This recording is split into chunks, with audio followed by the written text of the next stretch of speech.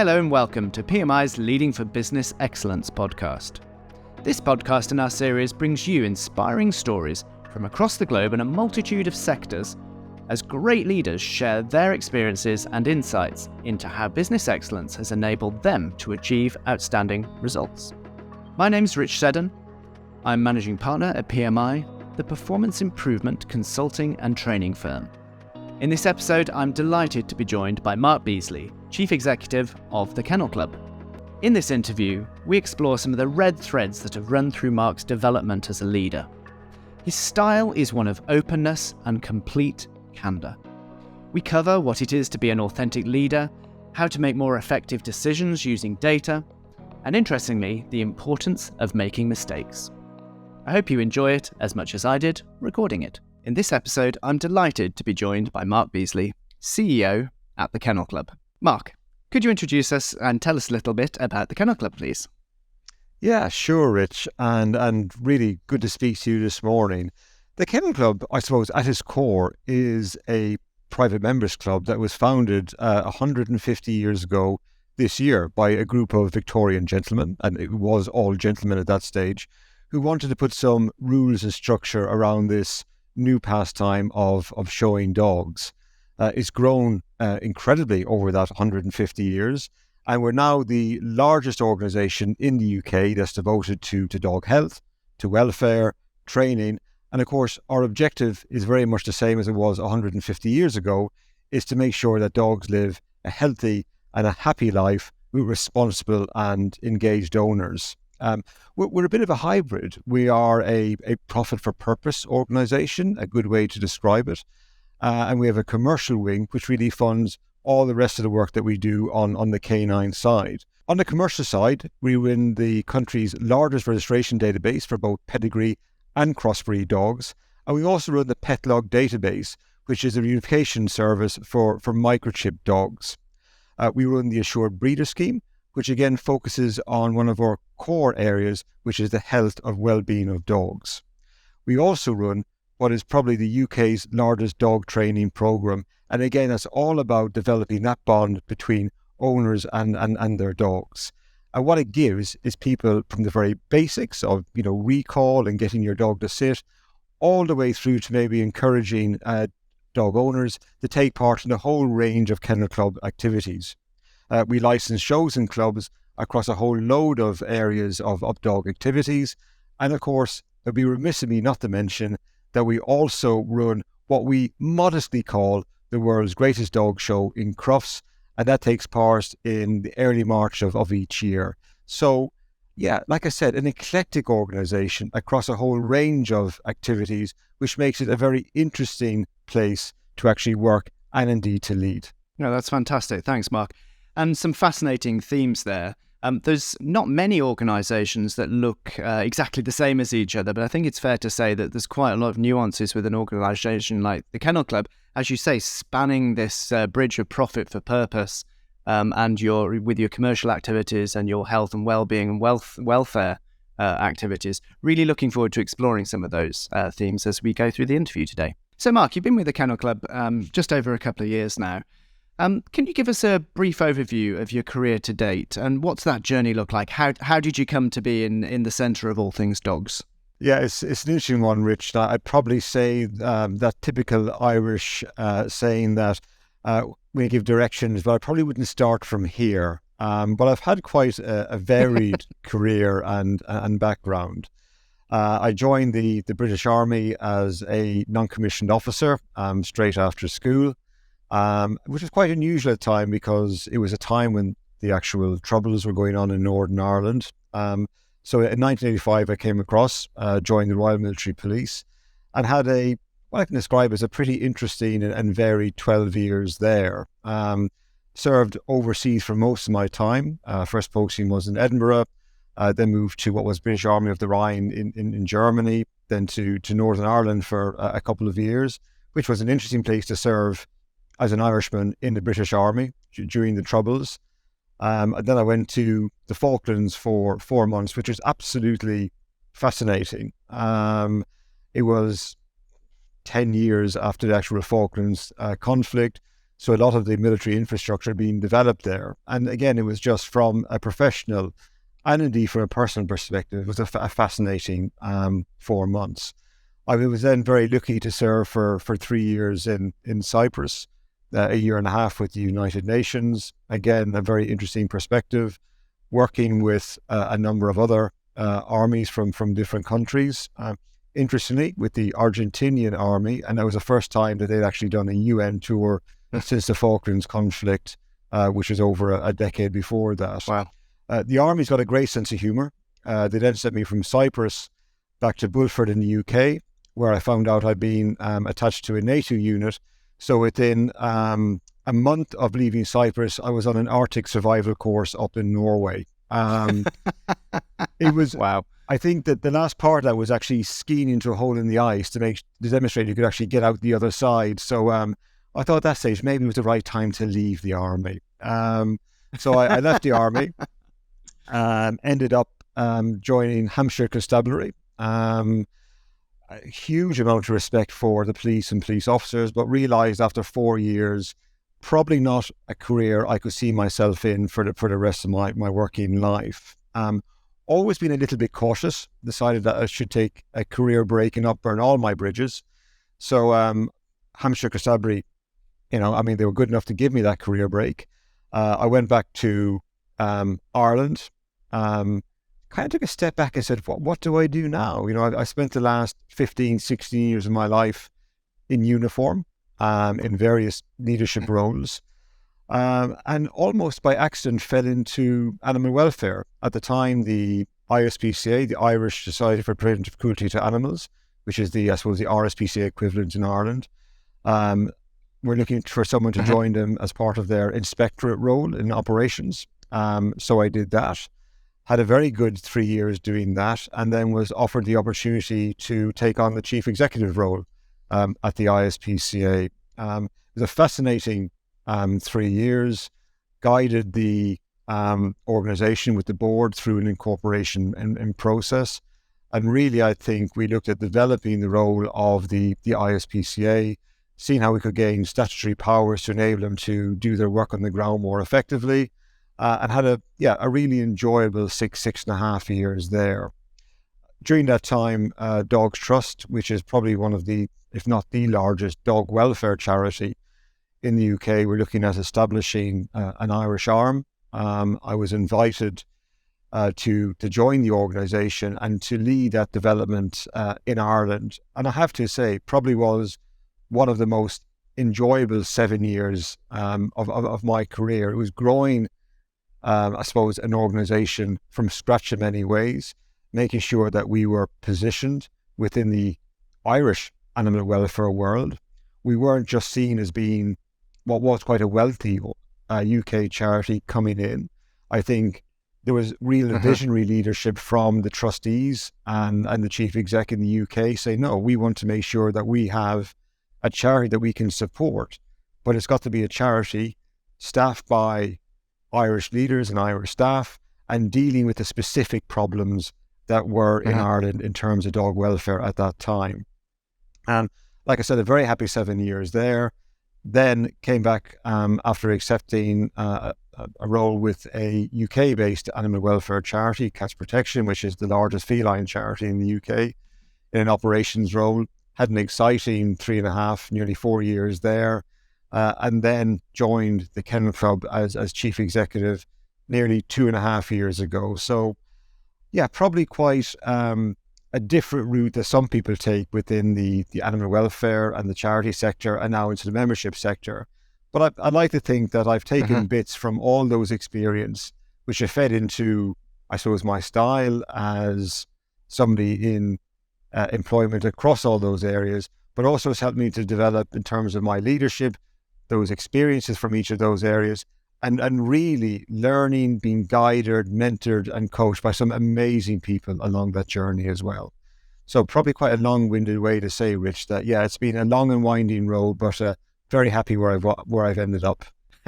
There's all kinds of cat and dog puns that no doubt get thrown at you on a regular basis, I imagine. The themes I'm picking up there, Mark, are one's around addressing different needs of different stakeholders. Also, different shades and colours and types of customers, right down to the recipient, animal in some circumstances, through to, you mentioned there, engagement with government and legislation, healthcare organisations.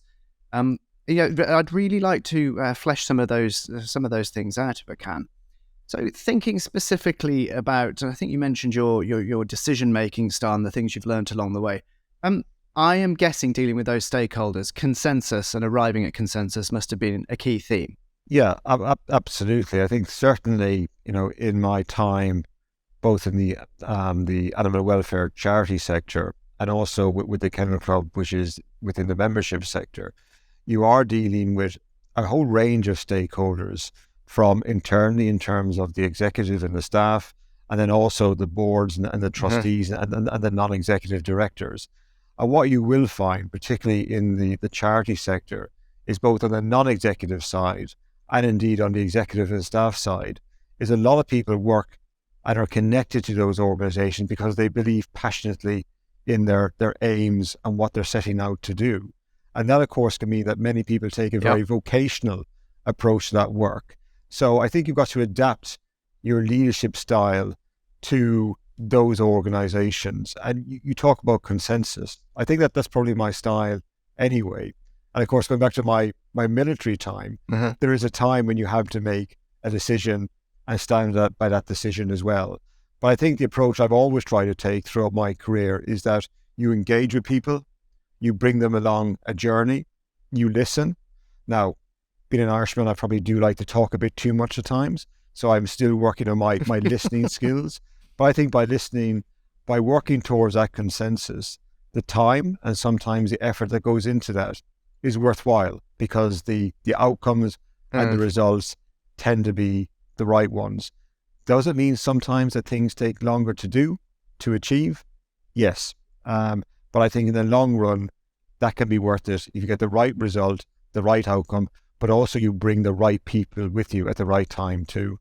This concept of customer, just think about that a little more. So some of the work that I've done with charitable organisations over the years, there's sometimes a concept of two customers: the funding customers, I guess, people that are making donations and raising funding, and then the recipients of that funding at the end. So in your world, I guess a lot of the time it's been animals.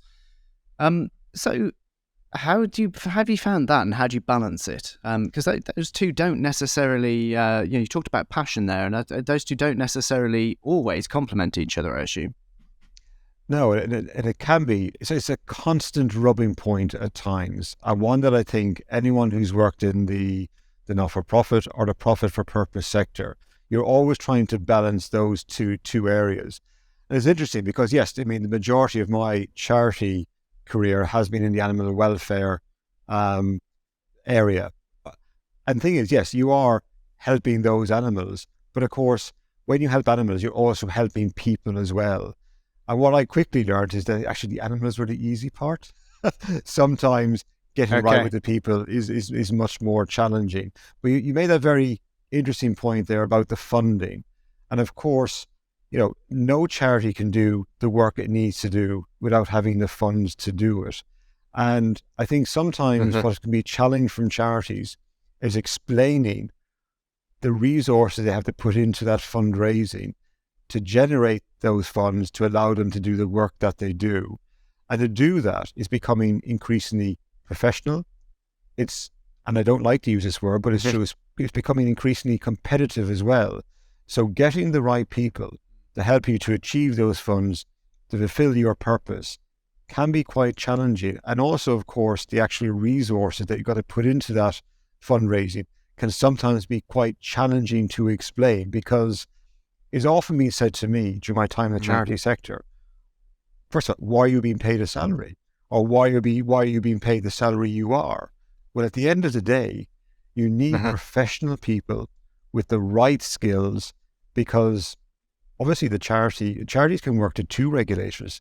They can work to obviously very much on the commercial side to companies' office, but also they're working to make sure that they are compliant with everything that the Charity Commission says as well. So these can be quite complex organizations to actually lead and to run. So getting that balance right between, we have to put the right resource into generating those funds, but then demonstrating that you are getting the maximum value from those funds for your charitable purpose. Sometimes it can be an uneasy balance, particularly when some of the tabloid press decide to take a pop at charities and indeed charity structures, which happens on a cyclical basis. And sometimes I feel that, if I'm totally blunt, that charities have been too reticent to actually explain the complexity of the organizations. And sometimes it is unrealistic to expect that every pound that you give to an organization, that every penny of that pound is going to go directly to the beneficiaries at the other end, because there is a structure, there is an organization to fund to allow us to do that. And the responsibility weighs heavily there, doesn't it? And I think it probably goes beyond the responsibility that, say, a PLC has to its shareholders' funds. I think there's an additional layer almost on there, isn't there? Because of the nature of the giving of the source of the funds in the first place. There is, absolutely. And, when I've led charities, I've always been very conscious, that, the funding, or we might generate philanthropic funding, we might generate funding from other organizations. But in many, many cases, this is the public giving us their money because they want us to fulfill the charitable purpose that we're there to do. So I was always very conscious when I was in the welfare sector of making sure that, in as much as possible, that those funds that people were generously donating went to the core purpose for what they were given in the first place. And I like to think that charities have become much better in demonstrating the impact, but it is about impact when it's a charity, the impact that they're having on the ground and for the areas that they're set out, or they were founded in the first place to actually assist or to help. Yeah.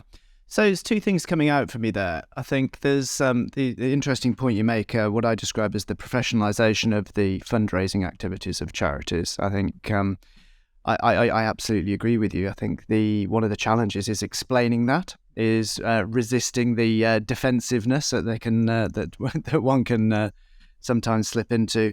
But I think there's some great examples of charities really explaining their funding model and their spending model, isn't there, out there? And I think as that professionalisation continues, it's become a large industry. But fundamentally, it's linked to the second theme that I'd like to flesh out a bit more with you now, is around impact and data, and how you go about making decisions with data.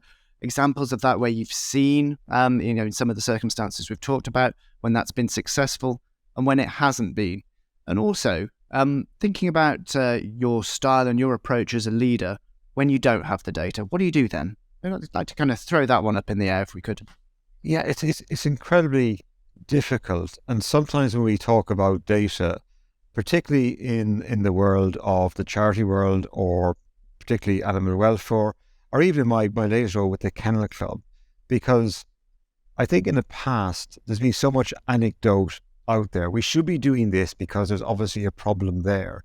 But actually getting to what the core of that problem is and gathering that data has been a real challenge. But again, without that data, you're fumbling around in the dark. And going back to the previous point I made, it should be all about impact. And particularly when I was working with, for example, with Dogs Trust in Ireland, a large part of the data was around the population of dogs, about the number of dogs, for example, entering local authority dog pounds, how we get the data on that so we can actually target our resources in the best possible way. And if I can give maybe one specific example, it was around education. And when I say education, this is about improving the life for dogs, but also by doing that, improving the life of dog owners as well.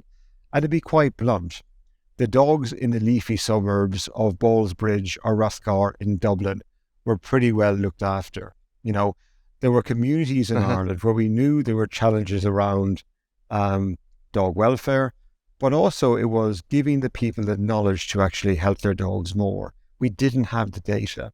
So we invested a lot into getting that data, working with other agencies, and that then allowed us to target our, I would say limited, but certainly, you know, the finite resources we had in the most focused way. And again, to give quite a specific example, using data, when I started off my career in animal welfare in Ireland, over 20,000 dogs a year were being destroyed in Irish dog pounds, which is phenomenally high. Just to give an example, at the same time in the UK, 9,000 dogs are being destroyed in dog pounds in the UK. Now, Ireland's got a population of just under 4 million. The UK's got a much higher population.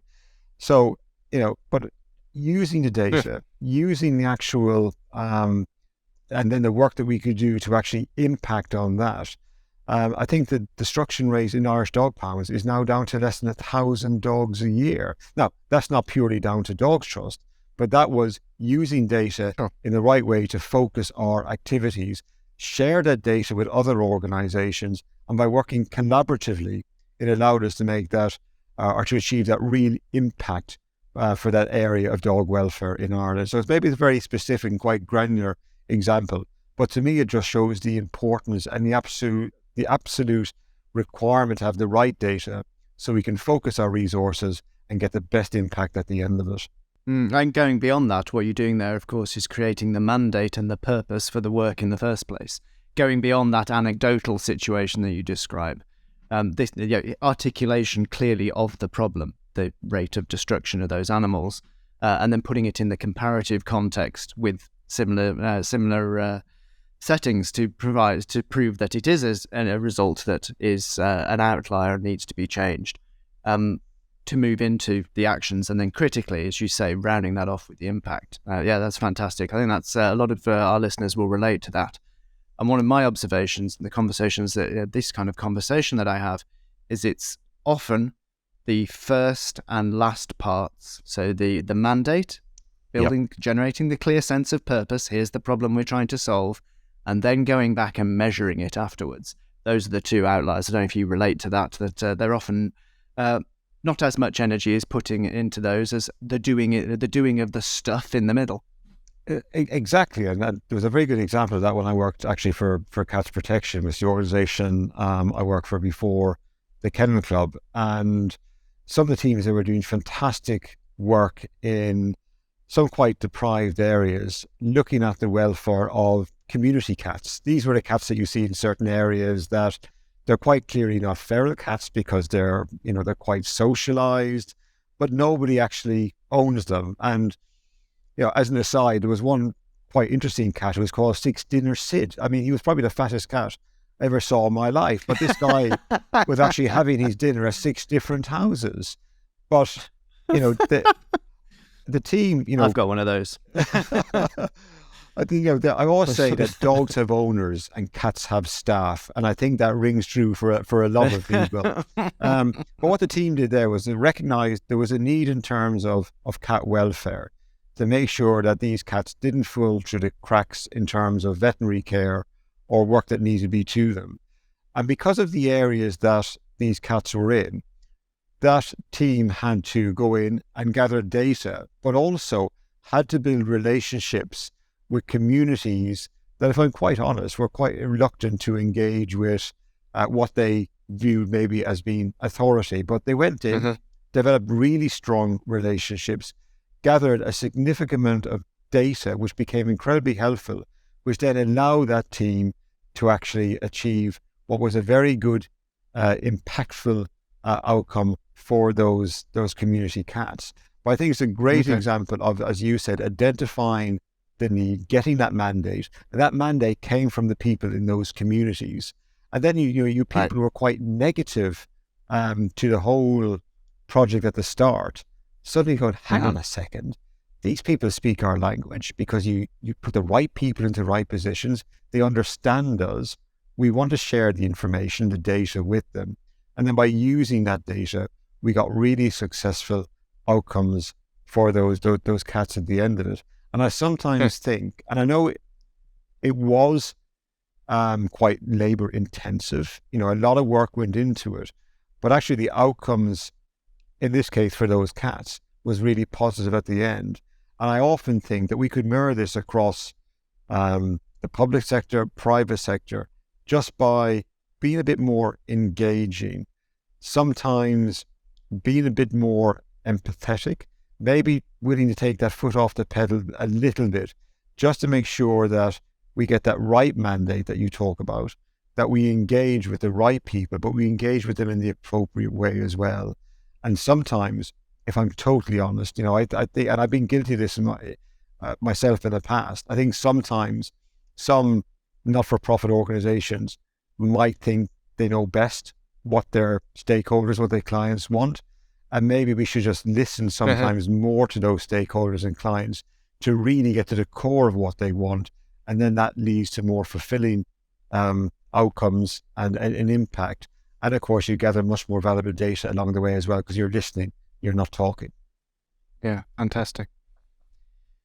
It's just an observation hearing you speak. So I wonder how conscious you are of the influences of your military background. I think my perception is that a lot of people misunderstand the work that a lot of military roles do, which is, ultimately, and often many circumstances, about conflict. But it's about conflict resolution and conflict avoidance, isn't it, as well? And what I'm hearing from you is someone that understands your stakeholders and understands the differing ranges and therefore the needs, different ranges of those stakeholder requirements, and the need to behave differently to arrive at, coming back to our point earlier on around consensus and common sense of direction. Do you think your military background has influenced that? I think it's hugely influenced it, Rich. And if I'm totally honest, I think my 12 years in the army was an amazing experience. It's probably only now that I'm later in life that I appreciate a lot of what I gained from that experience, because I joined as quite a naive 19-year-old, experienced a lot and saw a lot that probably a lot of people in their 20s don't actually see. But I think, for one of my very, very first leadership courses in the army, what was drilled into you was mission, people, self. You focus on what you need to do. Next, you focus on your people, because you can't do it without your people. And then you come at the end. Then you focus on yourself. And I think that was a great life lesson to me. Sorry, if you're in the cavalry or the armored, what used to be the cavalry, then of course it's mission, horse, person, self, and the way they put it, which always made me smile a little bit. But I think, sometimes, I engage increasingly with other people who have no connection to the military, either not directly or even through family members. And I think sometimes there can be a very misguided view that army leadership is very rigid. And I've heard the word institutionalized a lot. And it really annoys me, because army leadership is quite different, I mean, you're always drilled into, the job of the person who is a rank above you. So if something happens to them, you take over. The British Army wants you to think, it wants you to have empathy. And certainly, throughout my time, and in areas like, for example, Northern Ireland, when I served with the UN in Cyprus, I saw the British Army at its best, because it was often put into an interface position. It was about diplomacy. It was about negotiation. And as a very last resort, it was about taking overt action. And I think sometimes that side of what the military does isn't perceived. And I agree think entirely. Maybe over recent months, when we've seen, the strikes that we're seeing in the country at the moment, and the fallback is always, we can bring the army in. I mean, the army is diminished in size incredibly. And this is not me going off on a political rant, don't worry. But I think if we are going to rely on the army to support the civil authorities and deal with all that it deals with around the world, then it's got to be resourced. But I also think that when our military people, our veterans, leave, there are so many skills that employers could take advantage of. And I think we need to do more to actually engage with employers. And I know there's a lot of organizations out there doing that now, just to demonstrate the value that people from the Army, the Air Force, the Navy can bring to their organizations. And certainly, when I deal with people within the sector as I'm in now, I can pretty much identify who has served at some time. And I do think they bring a richness and an experience that possibly isn't gained from people who've had no experience of that military life. And of course, when you talk about the military, it is about service. The charity sector, in many ways, is about service. The role I have now is all about service. So I like to work in an organization that there is a purpose. I don't necessarily, see myself slotting into an organization is purely to make profit for shareholders. That's not, saying anything about people who do work in those areas. Of course not. But I do like to have a sense of service. And I think a lot of that comes from my time in the military. Yeah, and I think that the use of the term mission is when it's translated into the civilian world. Of course, we have mission statements and those kind of things. But how you've articulated that around the clarity of purpose, I think is key. Now, slightly underhand, I took a straw poll of some of your team to research your decision-making style. And here's me paraphrasing here. So he listens and consults, but when a decision is needed, he's not afraid to make the final call. You recognise that in yourself? Yeah, I probably do, Rich. I think, the worst thing you can do is make no decision at all. And I think I have been involved in my careers where that has been the case. So, like I said, I do think there comes a time when you step up to the mark, you're put in that leadership position and you make that decision. Now, I've often said, slightly tongue-in-cheek, but there's a large element of truth. I've made a career of making mistakes. I genuinely believe if you're not making mistakes, then you're not innovating, you're not being brave, you're not stepping up to the mark, to use that term again. So I think, yes, we need to listen as leaders. We need to consult and engage, because after all, we have built leadership teams around us to do that. We've brought in that expertise that I don't have. So if we don't listen to that, I think we're quite foolish. But I do think there's a point where if there is disagreement, if there is a lack of consensus, then a leader has got to come in and make that decision. That's right for the organization. It's right for the people you're leading. But then you have the courage of your own convictions to stand by that decision as well. Fantastic. And apologies for the underhand research as well. Probably been guilty of that myself in the past. So talk about the role of leadership there, and I love that quote around if you're not making mistakes, you're probably not innovating sufficiently. I think that's brilliant, and I'm stealing that. So thank you very much. Other leaders throughout your career, and also people that you haven't necessarily worked with directly, who do you admire and why? And she'd probably kill me for saying it because she's a very modest woman. But certainly when I worked for Dogs Trust, they had quite an inspirational chief executive in Clarissa Baldwin. And I would say she's probably been the strongest influence on me career-wise. I saw a leadership style there that really chimed with me. She had this amazing ability to make people feel like they're the only people in a room.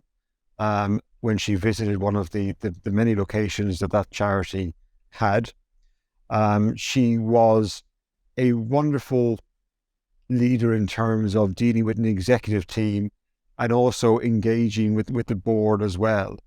And also, she brought, when she took over as chief executive of Dogs Trust, she took quite a medium-sized charity and developed it into an amazing organization that has now spread its wings, not only in Europe, but also into America as well. And I think for most of us, it's probably a standout teacher, a standout boss that you've had sometime along the way. And I think Clarissa would be one of those people that certainly influenced me.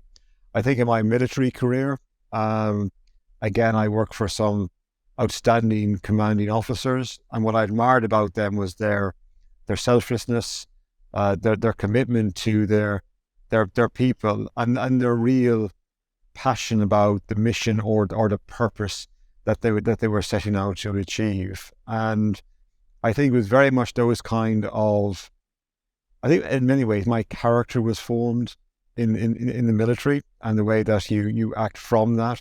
And I think what I hope I've done over the intervening time is had many bosses, had many leaders, but try to take bits of them which I felt could be reflective of the genuine me, because there's no point trying to be somebody else. There's no point trying to put a square peg into a round hole. But I suppose identifying areas of them that identified with bits of me, and then try to bring them out in myself. I don't know if I'm making sense there, but I think it's trying to... No, you are, absolutely. But it's not a common trait, though, and I guess there's something around your personal confidence and comfort.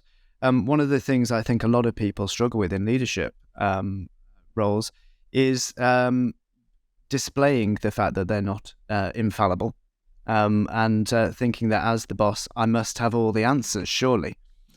And that's tough. That's tough. I've had one-to-ones with leaders of large organisations where that pressure actually inhibits their leadership ability, because they feel almost crushed by it in some circumstances. That I've got to have the right answer here because it's my job to make the decision. And I think it's a tough one to unwind when you've got yourself into that style and that situation. But if it's not your style in the first place, then it's. I think you see the benefits, don't you? People like to talk about the power of team. And organisations are teams, but it takes a certain slant and understanding of leadership to actually make that happen beyond just doing tasks. Absolutely, and I think leadership. We're not born leaders. It's something that you've got to work at and you've got to develop. And maybe I'm in my mid-50s now. Maybe we become more comfortable in our own skin as time goes on as well. But I think for me to give the best leadership to my executive team, to give the best leadership that the board require of me, I've got to be the genuine Mark Beazley. I can't pretend to be somebody else. And I've always thought, particularly when you get to that senior executive role, chief executive role, in many ways we are, in some ways, a jack of all trades and a master of none. And sometimes I think our role is to give that leadership, but just to make things work, make things, move forward, identifying those areas, where, someone needs a bit of support here. Someone needs a bit of a nudge here in a positive way, and almost to preempt what could go wrong, but also to make sure, I think it's important that as leaders we are approachable. What I don't want is a member of my team reticent to let me know something is not going right, reticent to say, listen, we're going a bit off track here, or even be reticent to say, Mark, you're talking rubbish. That's that's not what it is. And I think unless you develop that culture of being able to challenge in a positive way, then that's not right for the organization. And I think I would describe myself as being an ambitious person, but I think that ambition is ambition for the organization, ambition for my team. And, of course, if that's all working well, then I'm doing my job, and if it makes me look good, I'm not going to object to that either. Yeah. It's making the connection, isn't it, that success of one equals the other, rather than seeking the personal success in the first place. It's something that people sometimes are willing to trust, and that those two do equate to each other. And I think, if you don't embrace that, that's when we get into this trap of silo working. And I've always described it as being, this is my train set. I possibly can't share it because then I'm going to lose something. Whereas, I suppose you could tell about a 3-year-old, I kind of turn around and say, listen, you share your train set. It's actually going to be a lot more fun, and it's probably going to make you a lot more efficient, and you're going to be a lot more productive as well. So, sometimes I think dog ownership and parenting can help us in our professional lives too. I'm sure there's a lot of people that would agree with that. So, thinking about the shaping of your career, if you were to jump in that proverbial time machine, and be able to give your younger self some advice earlier in your career, what do you think that might be? Rich, I've often thought about this. Sometimes I would like a time machine, but would I want to be starting out all over again? I've been on the fence. Been on the fence on that one. I'm with you on that. But I think what I think would be my advice to myself is, do not sweat the small stuff. When I think of the amount of time I have spent in various roles, being worried about something that's actually absolutely outside my control in the first place, or focusing on something that and then missing the bigger picture. So I think that would be my bit of advice to myself. Look beyond the immediate problem. Look at the wider picture. Don't sweat the small stuff, because it generally works out itself. And it's not as unscalable a problem as it at first thinks. And sometimes I think I have missed out on opportunities for organizations and for myself. And I have missed out on probably having a happier work-life balance by focusing too much on areas that I couldn't possibly change. And even if I could, would it be worth the effort to change it?